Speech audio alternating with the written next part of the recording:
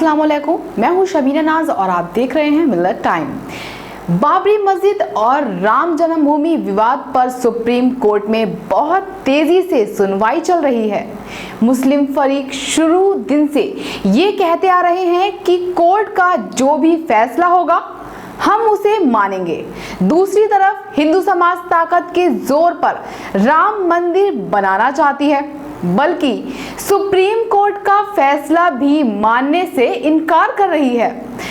कल की ही खबर है कि राजस्थान और मध्य प्रदेश से 1000 हिंदू अयोध्या पहुंचे। इन सब का दावा है कि हम राम की औलाद हैं और भगवान राम के खानदान से ताल्लुक रखते हैं और यहाँ पर हर हाल में राम मंदिर बनाएंगे।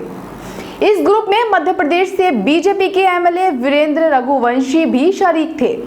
इन सब लोगों ने जुमे के दिन भोपाल से यात्रा शुरू की और इतवार को अयोध्या पहुंचे।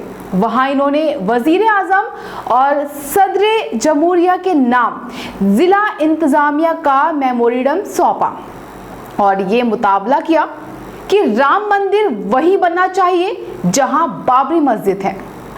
बीजेपी के तर्जमान समित पात्रा ने आज प्रेस कॉन्फ्रेंस करके ये कहा है कि बहुत जल्द राम मंदिर की तामीर शुरू हो जाएगी।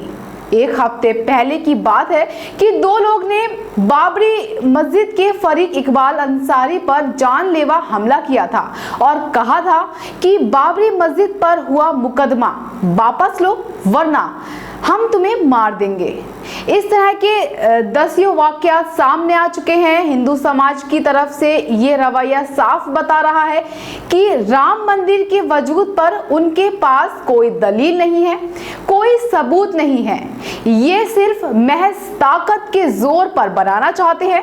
सुप्रीम कोर्ट में हिंदू फरीक के वकील राम मंदिर के वजूद पर एक भी दलील पेश नहीं कर पाए हैं।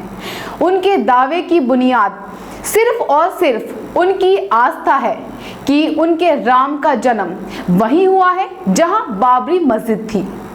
उनका दावा यह है कि बाबरी मस्जिद दरअसल एक मंदिर को तोड़कर बनवाई गई थी।